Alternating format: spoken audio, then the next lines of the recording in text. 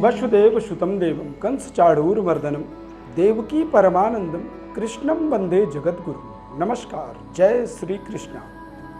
प्रिय दर्शकों, पितृपक्ष का ये जो समय है ये हमारे लिए इसलिए महत्वपूर्ण है क्योंकि हमारे जीवन में 5 तरह के महत्वपूर्ण जो है ना ऋण होते हैं। सबसे पहला जो ऋण होता है पिता का ऋण। पिता हमारे अपने संपूर्ण जीवन काल में अपने संघर्ष, अथक प्रयास, परिश्रम, मेहनत से जो भी अर्जित करते हैं वो सब कुछ हमें दे के जाते हैं या हमारे लिए करते हैं, और उसके बदले में हम जो है पिता के ऋणी हो जाते हैं। इसे पितृ ऋण कहा जाता है। इस पितृ पक्ष में ही पितरों के ऋण के लिए इस समय को निर्धारित किया गया और ये समय हमारे लिए पितृ ऋण मुक्ति के लिए ये बेहद शानदार सहायक होते हैं। उसके लिए हमें अपने पिता का विशेष सम्मान करना जरूरी होता है। यदि पिता नहीं हैं तो उनके निमित्त में उनके पुण्यतिथि पर श्राद्ध, तर्पण, मार्जन और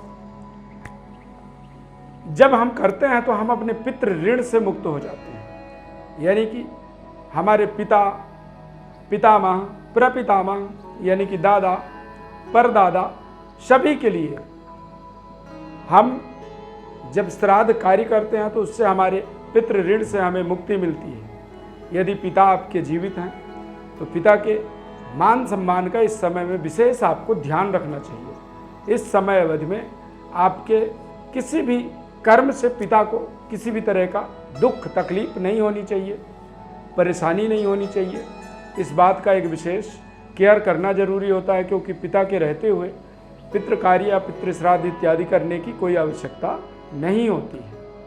अब दूसरा नंबर आता है मातृ ऋण, यानी कि माता, मामा, मामी, नाना, नानी, मौसी यानी कि माता के तरफ के जो भी रिलेटिव्स होते हैं हम उनके कर्जदार होते हैं।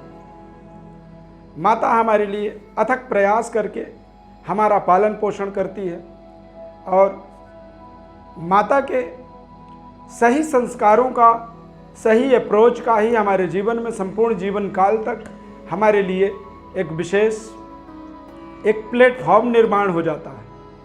तो हमारा परम कर्तव्य होता है कि हम माता के प्रसन्नता का भी इस समय अवधि में ध्यान रखें। नाना, नानी, मामा, मामी और माता के द्वारा हमारे ऊपर अनेक उपकार किए जाते हैं। हमारे जीवन को संवारने के लिए, जीवन को बनाने के लिए, जीवन को अच्छे संस्कार, अच्छे शिक्षा और महत्वपूर्ण धन संपदा से जोड़ने के लिए विशेष सहयोग की प्राप्ति होती है और उस सहयोग को ही आप मातृ ऋण कह सकते हैं। नवमी तिथि में माता के प्रसन्नतार्थ माता यदि हैं तो आपको माता की प्रसन्नता का पूरा ध्यान रखना चाहिए, और माता नहीं है तो नवमी तिथि को माता के पूर्णतया संतुष्टि के लिए मामा, मामी, नाना, नानी जो भी अब इस दुनिया में नहीं है उनके लिए नवमी तिथि के दिन विशेष तरह का श्राद्ध, तर्पण, मार्जन के माध्यम से आप मातृ ऋण से मुक्त होते हैं।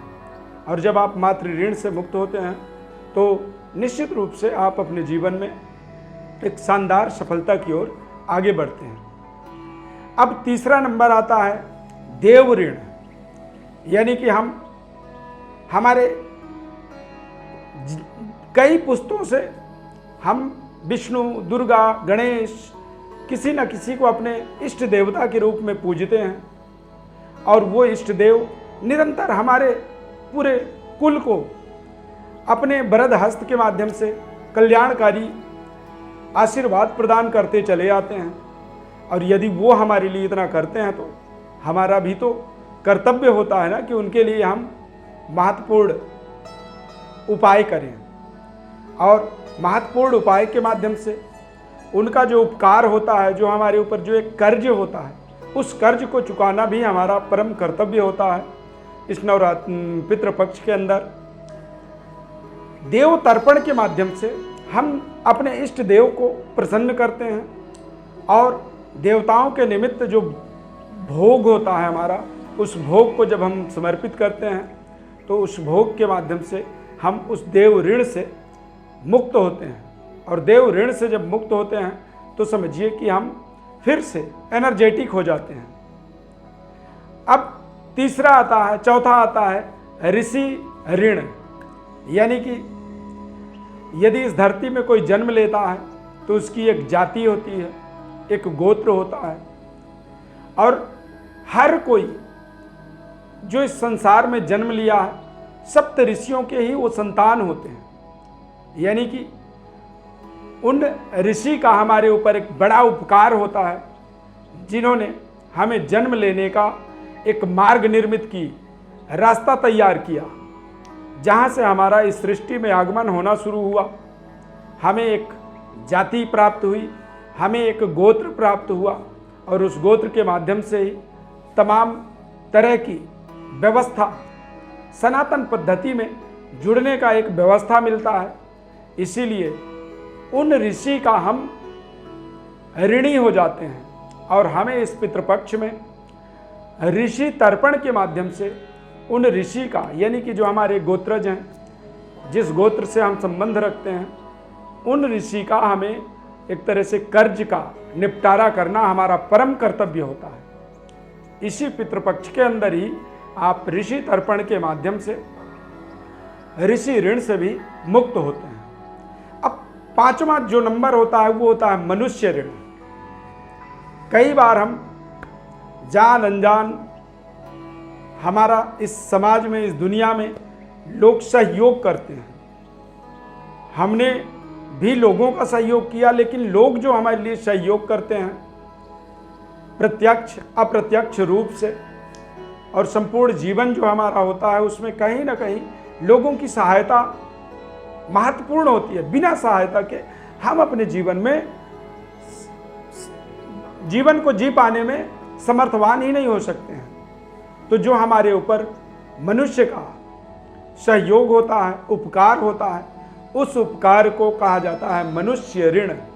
यानी कि हमें उस मनुष्य ऋण से मुक्ति के लिए इस संपूर्ण पितृपक्ष के अंदर हमारा जो व्यवहार है उसके अंदर हमें एक विशेष तरह की व्यवहार कुशलता बनाना बहुत जरूरी होता है।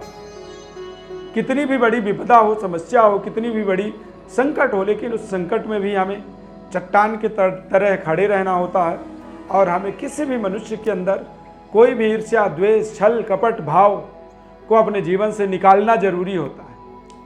और हम जरूरतमंद के ज़रूरतों के हिसाब से यदि हम अपने यथाशक्ति अनुसार जब हम उन्हें सहयोग करते हैं तो निश्चित रूप से आप उस मनुष्य ऋण से अपने आप को मुक्त करते हैं। मनुष्य ऋण एक ऐसा ऋण है कि इसे आप संपूर्ण जीवन काल तक चुकाते चले जाएंगे, फिर भी आपको पता नहीं चल पाएगा कि आपने मनुष्य ऋण से मुक्ति पाया या नहीं पाया। क्योंकि इस जीवन को जीने के लिए हमें तमाम तरह के लोगों के साथ अपनी कनेक्टिविटी बनानी पड़ती है, और उन कनेक्टिविटी में तमाम लोगों के सहयोग प्रत्यक्ष अप्रत्यक्ष रूप से हमारे जीवन में जुड़ता है। और इस पितृपक्ष के अंदर यदि हम अच्छे संस्कार, अच्छे आचरण और अच्छे व्यवहार के माध्यम से लोगों को खुश कर पाएँ तो ये निश्चित रूप से हमें उस मनुष्य ऋण के माध्यम से, उस मनुष्य ऋण से हमें ये एक तरह से मुक्ति दिलाने में विशेष सहायक समय होता है। इस पितृपक्ष के ये 5 महत्वपूर्ण गूढ़ रहस्य आपको बताना था, और हमने बताया इसीलिए क्योंकि ये बहुत जरूरी है इसे समझना। और यदि इसे समझ पाएंगे तो इसके माध्यम से आप अपने जीवन में तमाम ऐसे कल्याणकारी योजनाओं का लाभ ले पाएंगे। इस पितृपक्ष में आपके पूर्वजों का, पितरों का, ऋषियों का, देवताओं का, इष्ट देव का, मनुष्य का, सभी का आपको संपूर्ण आशीर्वाद प्राप्त हो, ऐसी ही एक सोच के कारण ये बात आप तक हमें बताना जरूरी हमने समझा और हमने आपको बताने की कोशिश की। हमारे चैनल को आप सब्सक्राइब जरूर करें, लाइक करें, जुड़े रहें हमारे साथ। ज्योतिषीय महत्वपूर्ण ज्ञान के साथ हमारे कार्यक्रम आपको निरंतर नई कॉन्फिडेंस ऊर्जा प्रदान करते रहेंगे। यह हमारा आपसे प्रॉमिस है। बहुत बहुत धन्यवाद। जय श्री कृष्ण।